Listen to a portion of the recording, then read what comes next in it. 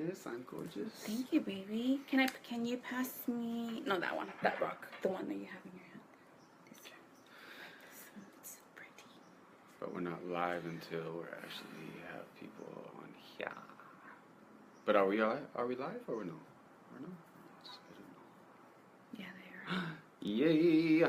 Okay, so we're back. Sorry, guys. We've been trying to get our little technicalities on here. So thank you for joining. Yeah, I think it's the laptop is like super slow. But hello, hi. Much love. Oh my god, it's so good to see you guys. I know, we're so excited. We're like, oh my god, taking this break, it was amazing. It felt so good to the soul.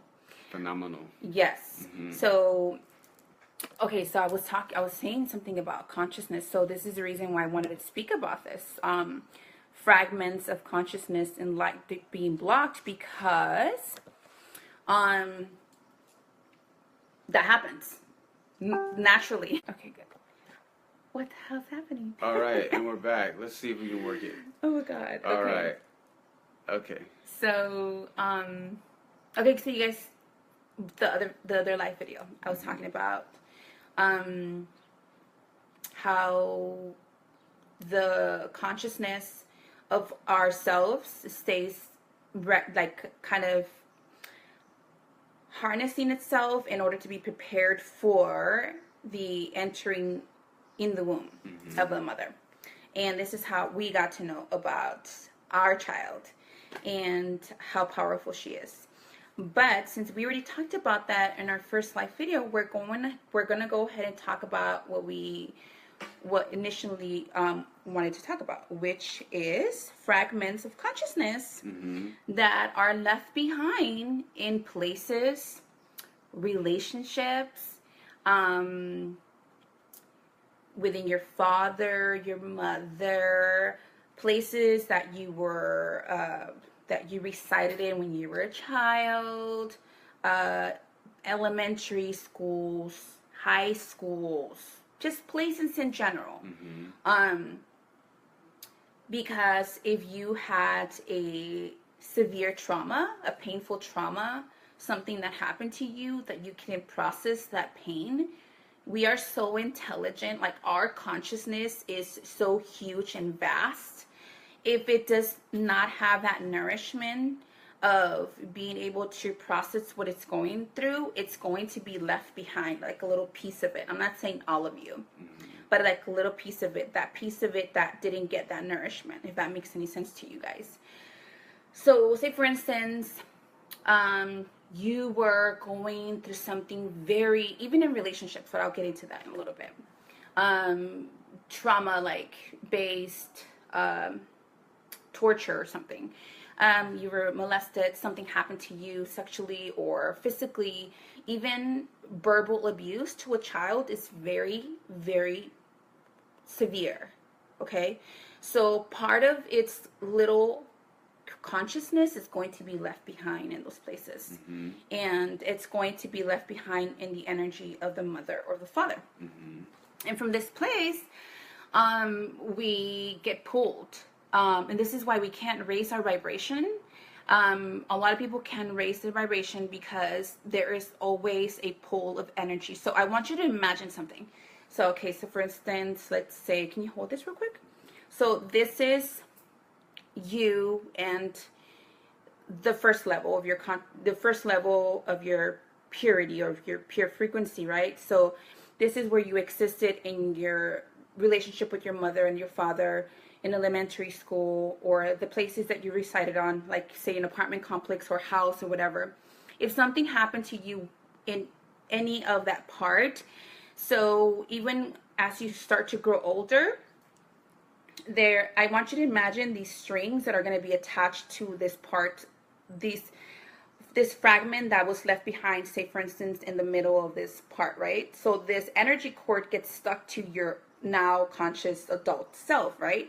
So from this place, you're still going to feel heavy. I don't know if I'm making a good example of it, but I'm trying as much as I can to like give you a good, how do you say, vision illustration. So so then these memories, even if you don't remember, that part of your consciousness, the body of it, gets triggered and contracted with anything that's happening in your life right now. So if anybody or anything or any situation or circumstance or any energy reminds that consciousness of that particular feeling, it's going to get triggered.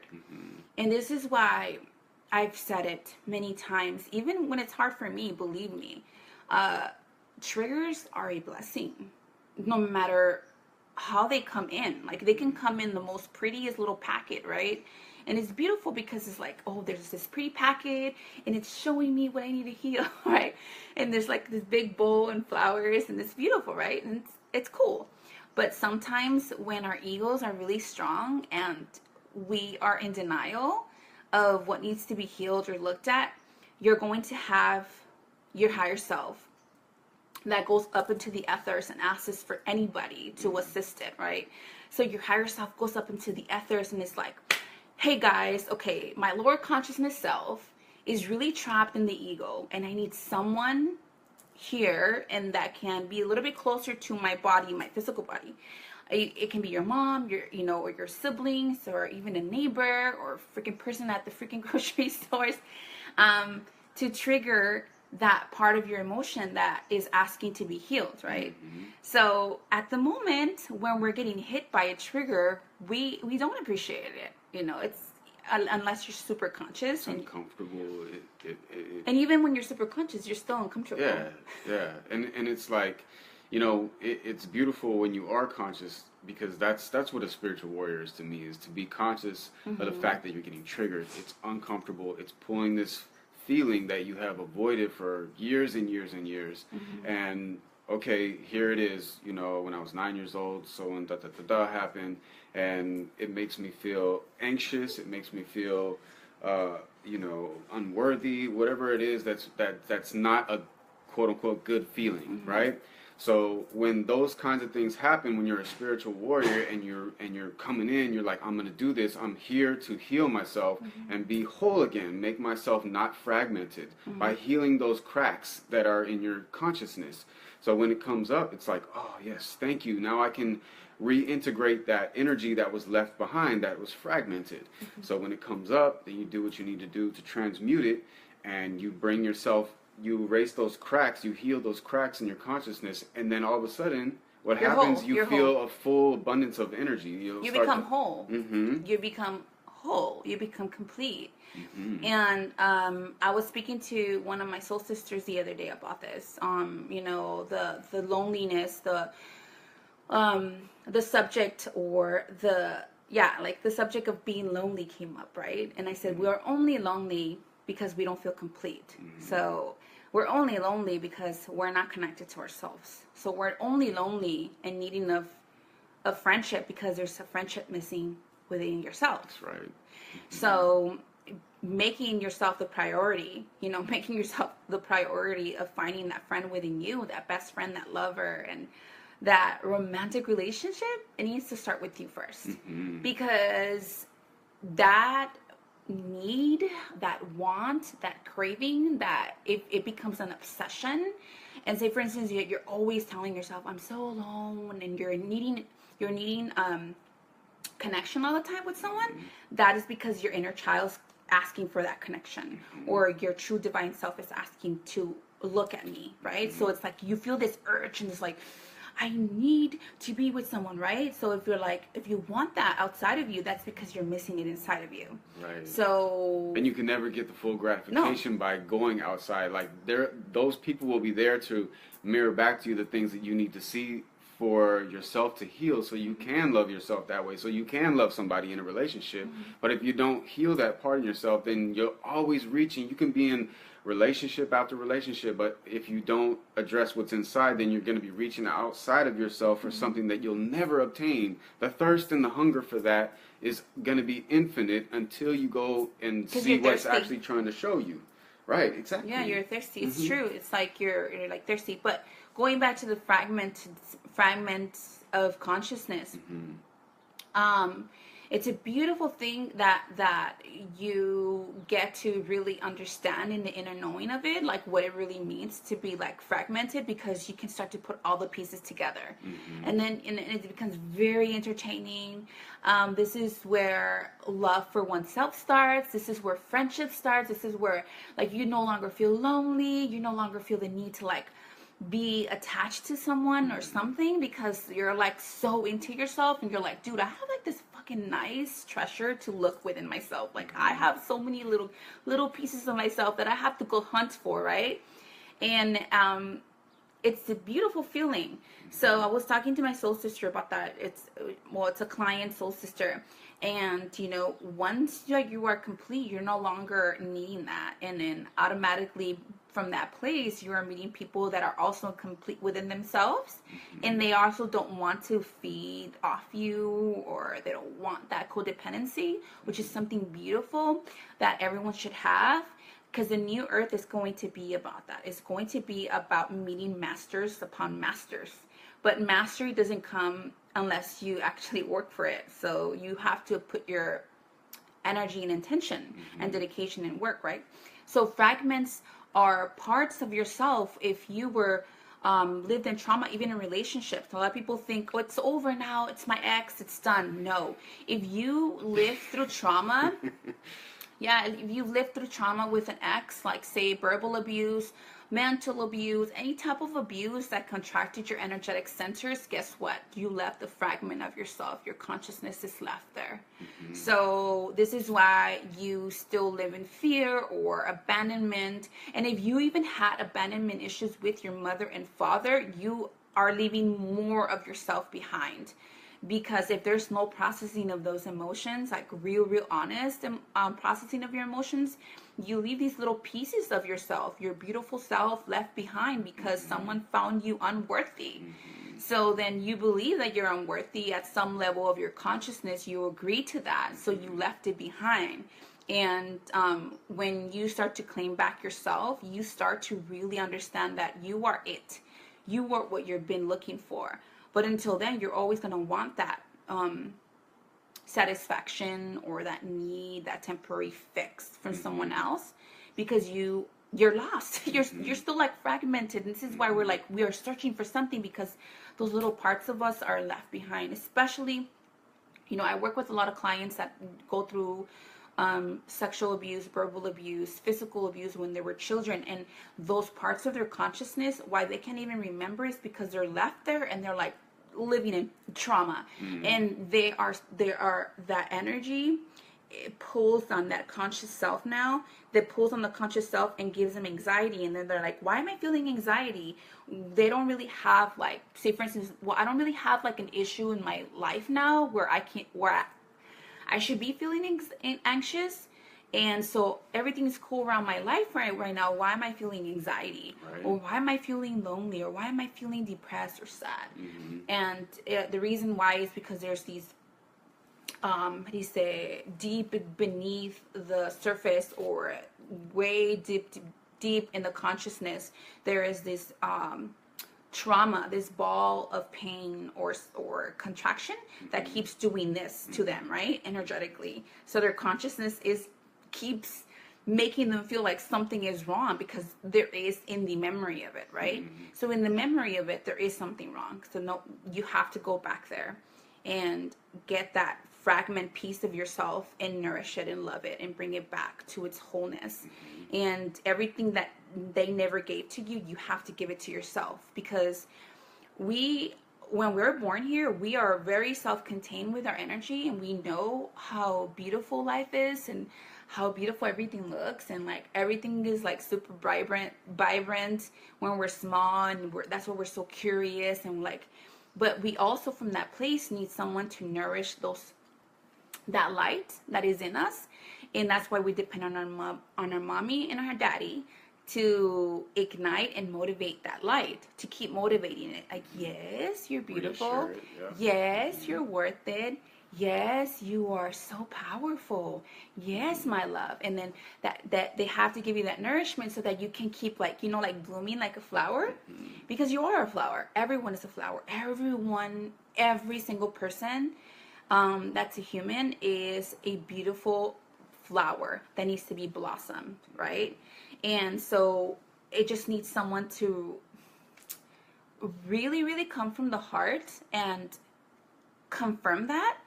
And that's really all we kind of need in the truth of it, because everything else more is more like, I want someone to really validate me. No, it's like confirm me, but confirm me from a place of heart. Confirm me from a place of purity. Does that make sense?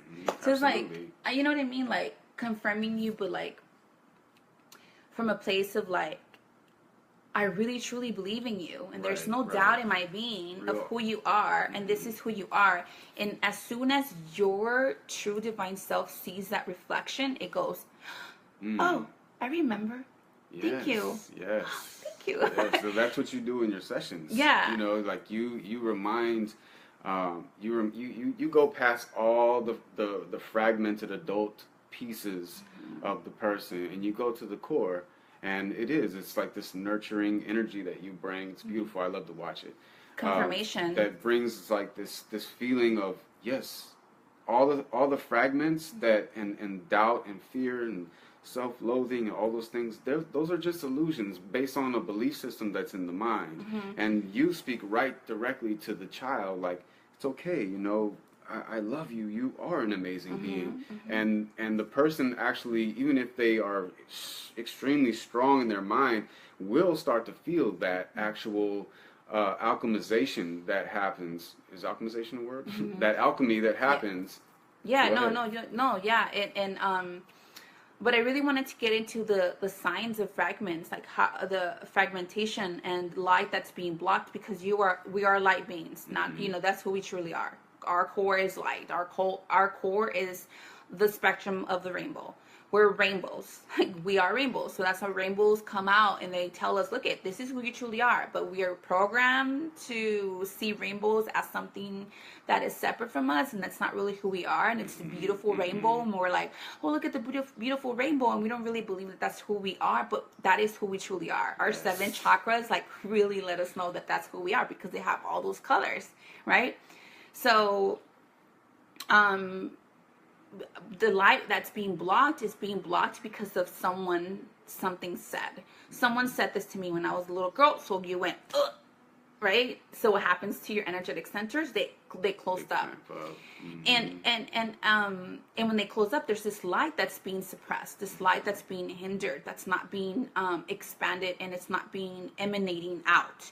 So when we are open, but it takes a while for you to get there. So patience is what I would suggest all the time. Don't rush into something. Don't move out of desperation, because when you are desperate, you are using a low vibration. So when you are in fear, you're also using a low vibration. So you kind of want to be the conscious, moving into your higher self, but you also want to be able to communicate in unity with your inner child. And those fragments of yourself, you need to call back. So if you had a very messy relationship before that was very chaotic, very dysfunctional, call yourself back. Call yourself back, and don't intellectualize it. I have to be very, very stern about this, because our mind is very high strung when it comes to like intellectualizing things, because it doesn't actually believe that we can do the inner work. And we've been conditioned to believe that that's how we need to be. Like as we become adults, we have this feeling that in order to fit into society, which is a mind-based structure, you know, like in the majority wise, that in order to be accepted and fit in, you have to be very intellectual, and you know, things have to make scientific sense and all those kinds of things, and it cuts off the magic. That's why all these programs, they siphon your energy. But I don't want to get too far off into that, but you know, that's why our mind goes so far ahead. And this is where the school system is there to program you to only use your mind. I don't know if you guys ever noticed that when you went to school, like it was so mind-based. Oh my God, what about, okay, so I'm sorry, I didn't mean to cut you off, but okay, so there was like homework that came home from one of the babies, and it was like the story was about leprechauns and fairies, and it was like emphasizing that it's not real, that these are fake, you know, that these little beings are just mythical creatures. And so it's like, that's why, like, you know, anyway, you got to get back to yourself and really, really find the truth, because the outer program will reinforce the fragmentation of your consciousness and siphons your energy away from your core, which is your inner child. Yes, I don't know if you ever heard.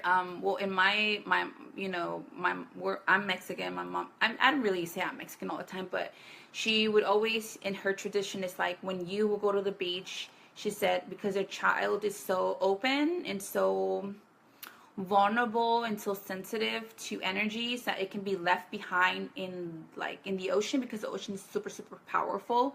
So she would make me call my baby's name out before we would leave. So if I would go with my baby, she would tell me, scream his name so he can come back to you, because our consciousness is so vast. This is why it's important to really, really come to understand how our consciousness works and how our energy works, and how when you're very pure, you see things, you feel things like 20 times more than you're feeling them right now. So everything is like big. I don't know if you ever felt like that, but I used to always feel like a big giant human being, even though I was little. But it's because my consciousness was huge, right? So I know I was like this big light walking around like the house, and I was like overextending my light to like everyone. So can you imagine any trauma that happens to that vast consciousness of yourself is going to feel very strong and severe. Even words. Let me see. Don't understand what you're talking about. Let me see. What did he say? No, that's what he's saying about his son. He's tried speaking to. Oh, okay. Guidance counselor. So understanding the fragments that are left behind by, if you have a hard time kind of being present, if you have a hard time feeling your body, if you have a hard time like really being enough for yourself, like really feeling enough, if you have a hard time feeling like you're always feeling rejection by other people and you take things very personally, even if you don't say it, you feel it, you take it personally, that means there is parts of you that are left behind in those memories or those places. Because even places, I don't know if you've heard, but ghosts, they stay in places where they're murdered, something really bad happened to them in their physical body. So this is why you have ghosts that stay behind in places. Why? Because something very traumatizing happened to their physical body, and consciousness couldn't understand beyond that trauma. Mm-hmm. So beyond that trauma, there's no more. And a lot of people say, well, they go to the light. No. If they are killed in trauma, if they're killed and they're murdered, their consciousness doesn't understand beyond that. Mm-hmm. So it stays stuck, and that's why it locks them there. Mm-hmm. So same thing with our own consciousness. Even with past lifetimes, we can even leave a little bit of our consciousness behind in other past lifetimes. And this is why something similar to that past lifetime, if it comes back, even if it's written or being posted on Facebook or anywhere in social media, and it really triggers you, guess what? It's because you have something within that memory that is like, oh, remember they did this to me or something, because there's like a past lifetime that something happened to you similar to whatever is being posted. Mm-hmm. Does that make sense? Yes. I don't know if I hope I'm making any sense, which I know I am, but yes. If you guys have any questions, you guys can go ahead and ask me a question. Mm-hmm.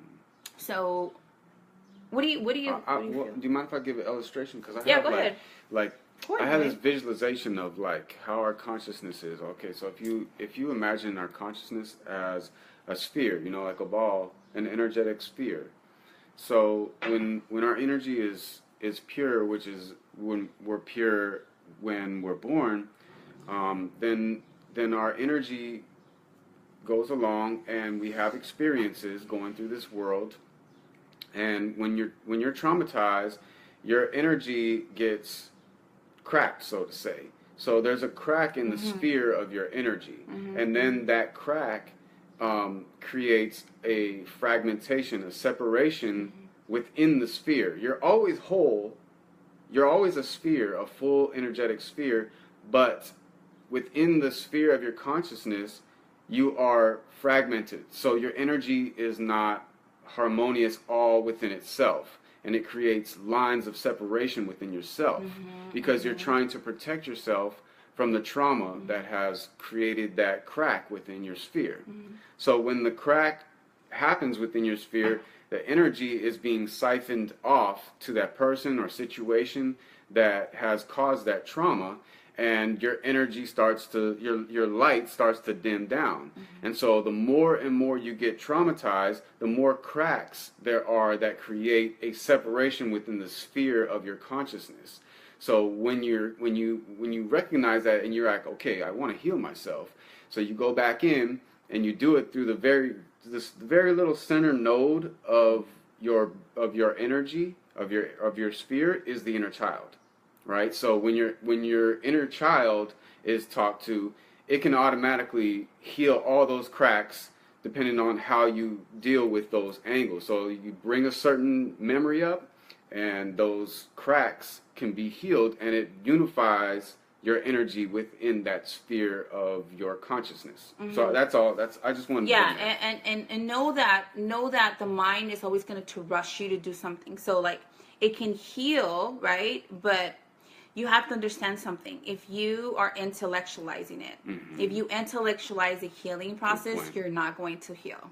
You can run around the road saying, you can be like, I'm doing the work, but if you're not actually feeling it within, see, the mind and the heart have to be in unity. Yes. One cannot take over the other. Exactly. So you have to have both of them being in conjunction with each other, using these both energies and all of your centers, being able to use all of your energy to do this. You're not going to heal in one day. So just because you heal one trauma doesn't mean you're going to heal the rest of yourself right there and then. It doesn't work that way. You have to have the time and space and appreciation and respect for yourself to let your body do what it does to guide you. See, for me, divine orchestration means exactly that. We are divinely orchestrated.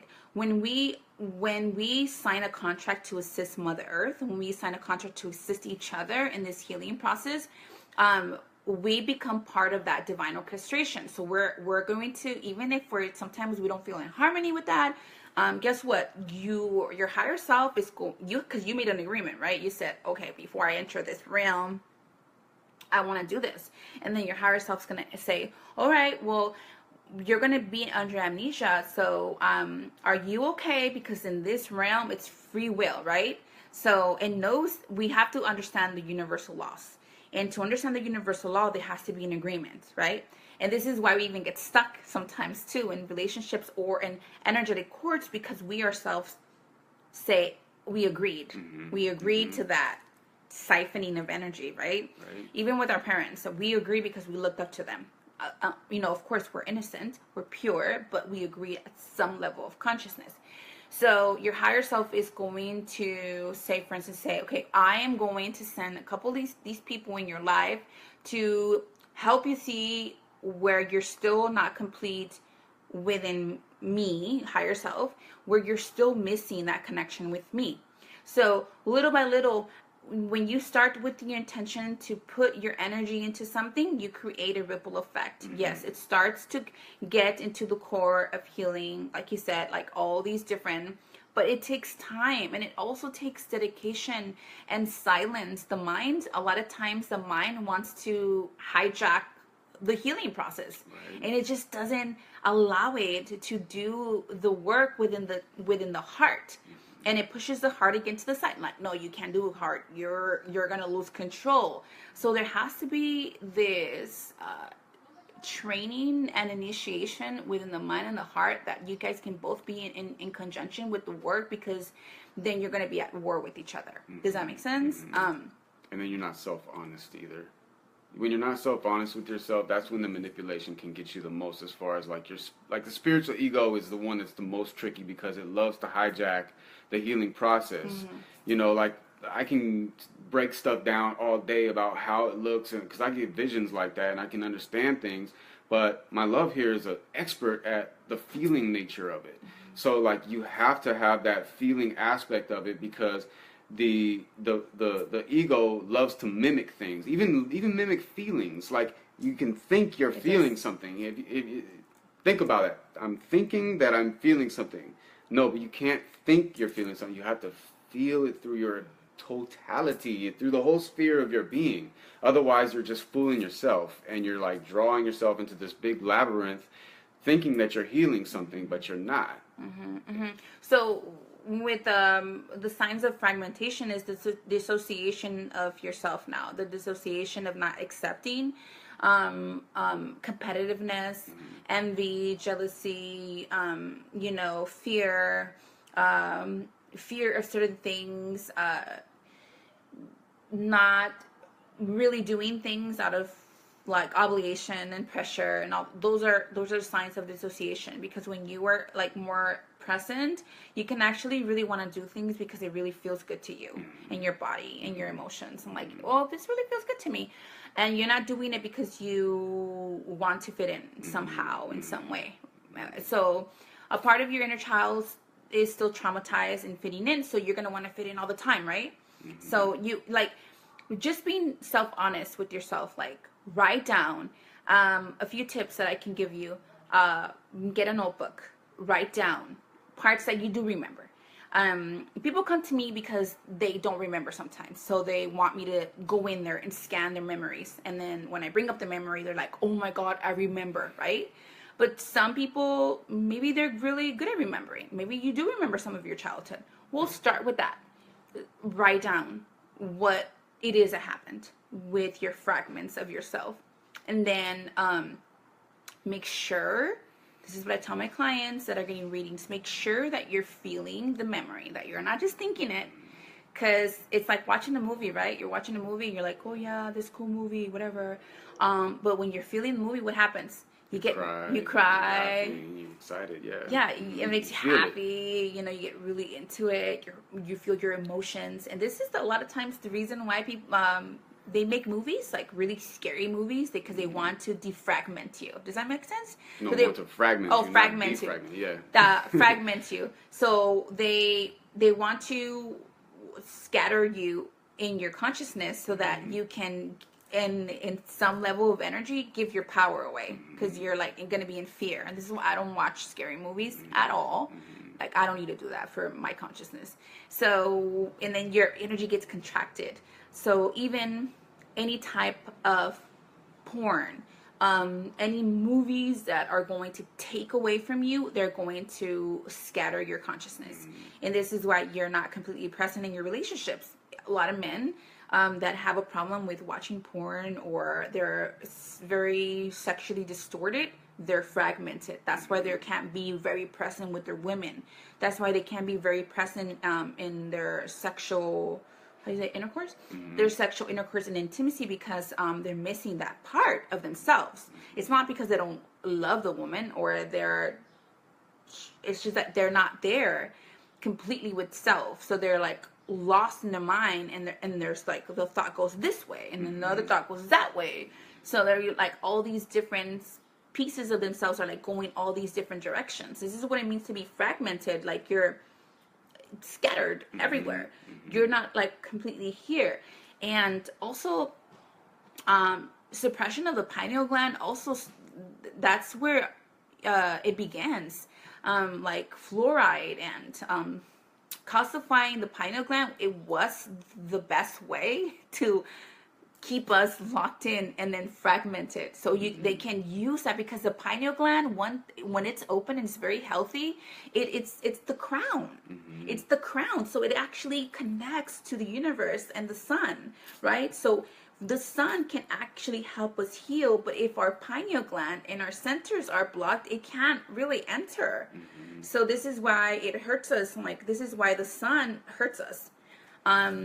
Right, when you look into the sun and it's like, it's too strong, But the more and more you're able to actually integrate the light, the power of the light of the sun, then you're able to actually look right at it and be able to absorb the light into you, because you're not fragmented up. when you're not fragmented up, that light, that energy is able to pass through you unobstructed. But when you're fragmented, the light comes in, it's like, it has to bounce all around like this. And that's the part why, in my eyes, why it's painful actually to look at the light like that. That's just my opinion anyway. So basically, the message that we have in this live video is like seeing your triggers as blessings. Like, welcome them. Yes. Welcome the triggers. Don't push them. Even if they're uncomfortable, they're still uncomfortable for me. Guess what? I'm have to be like, dude, thank you so much. You triggered me. Thanks so much. Okay, now time to see myself in the mirror. Right. And the more that you bless your triggers, the more you're going to be able to process that pain and that scattered self. That fragment, so always understand that when you have sex with someone or you are in a relationship with someone and you're going to leave a little piece of you behind, or that person's going to leave a piece in you. So this is why it's important to really be very careful who you date. Make sure that they have at least that have that connection with self, and they're healthy, they have healthy boundaries, healthy energy, and they're not emotionally scattered everywhere, because a lot of that energy is going to go in you, especially women. They're going to go into our womb, and this is why our womb starts to get sick, or we feel contracted, or we feel depleted. I know a lot of women that have had sex with men that are very distorted, and that energy goes into them. So we gotta be protective of our vessel. We got to be very protective of our vessel. It's men too, because if I'm freaking fragmented and super distorted, I'm going to give that to him. So same thing. Intimacy is a very, very strong contract. It's a very, very strong agreement. And the reason it's so strong is because it connects to all of you on so many levels. Yeah.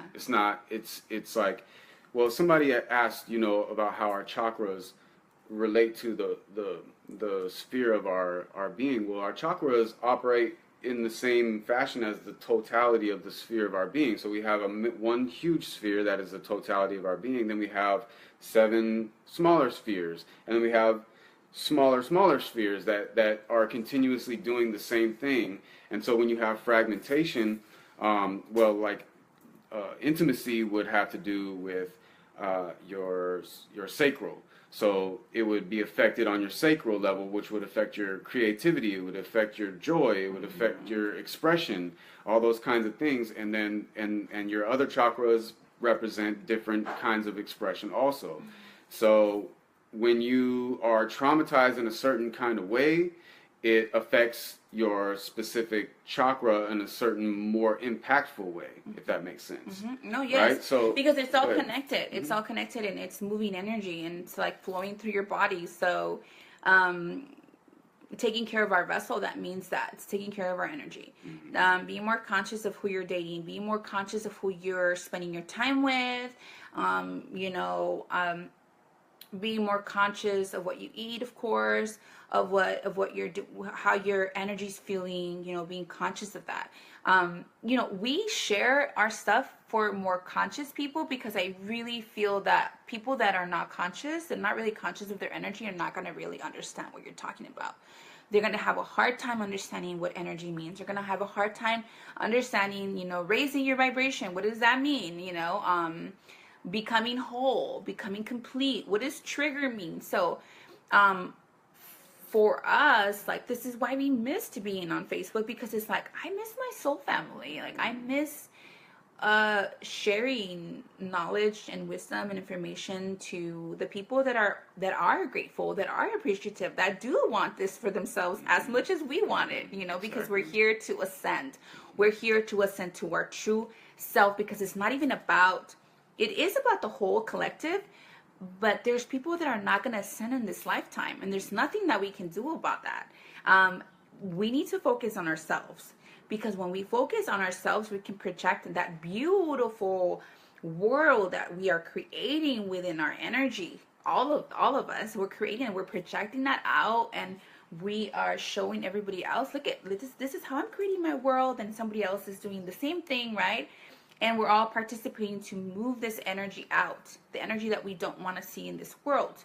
So these new babies that are coming in, they're going to be the ones that are going to inherit the earth, right? We're the star seeds, the first wave, the second wave, we're not going to be here. We're going to ascend somewhere else. We're going to go back home into the other planets.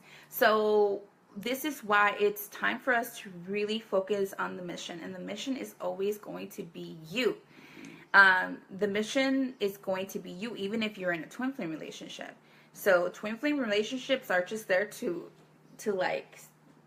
mirror back the completeness and the wholeness of, hey, I want wholeness for me. I serve Divine Creator. Do you serve Divine Creator? I serve Divine Creator. So he serves Divine Creator. I serve Divine Creator. So that's where we align. We came together in our frequency that way. Yeah. And so just stay focused on that. Stay focused on you. Focus on the beautiful you. Spend time with you. Take some baths. Go out and take yourself out for lunch, for a nice dinner or a movie. If you have no one to go with, that's going to be your biggest initiation. Making yourself the center of attention. Of course. Okay? So before I got with my twin flame, guess what? I was freaking happy, taking baths, going to the movies by myself when my kids didn't want to go. I would go out and walk in nature and hum to myself. I feel like Cinderella. Birds would be coming to your house. Birds will be coming to my house. I was good. And that is what you need to give to yourself. You need to give that love and affection that you really want from somebody else. You have to give it to you. And it's going to take some time.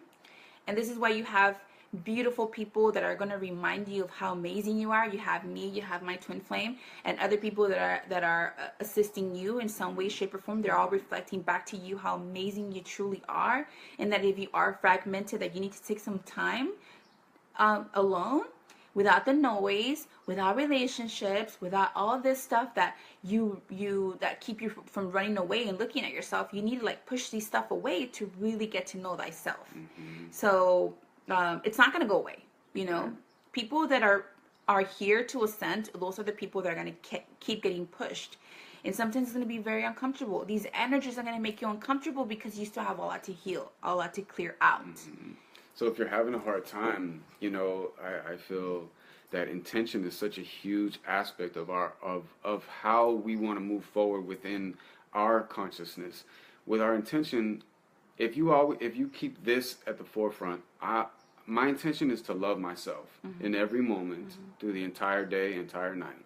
So if you keep that at the forefront and something doesn't feel right to you, you can ask yourself, am I loving myself right now? Is this loving? Sometimes things look a little murky and you can't really figure it out. But if you feel yourself, am I loving myself right now? Being with this person, am I loving myself doing this action?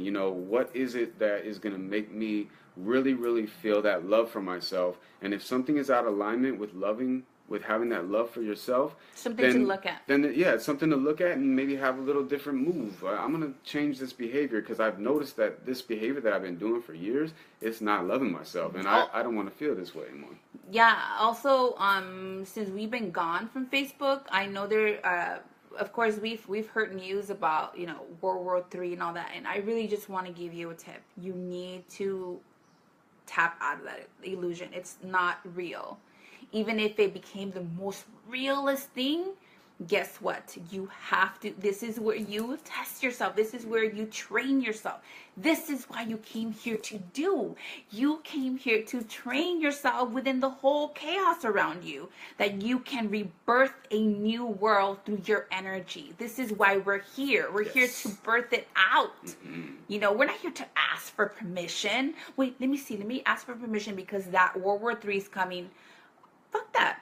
I'm not here to ask for permission for anybody. Not from the government, not from Donald Trump, not from anyone. You have to not ask for permission from anybody. You have to. Yes. Outer influence. You're here to rebirth yourself within you, and without no one's fucking permission. Don't let no one validate that for you, because when you validate yourself, when you claim your power back, that is what helps shift the world around you. You shift your neighbor, your freaking dog, your cat. Yes, you know, you true. shift everyone around you because you are in your wholeness. You are in your purity of the intention behind your change. You really want this for Earth, right? Well, the only way we can do that is to birth it out, like a child. We're gonna birth it out, emanate it out of our being, you know. And it's going to be tough sometimes, but guess what? I'm doing it with you. So let's do it together. We can do this together. Yes. Anyways, guys, we love you. I hope you guys enjoyed this live video. We certainly did. I enjoyed it. Thank you for receiving us. It's been a long time. We were trying to do live videos on Instagram. We had like 2 viewers. It's cool. It's cool, but we missed you guys.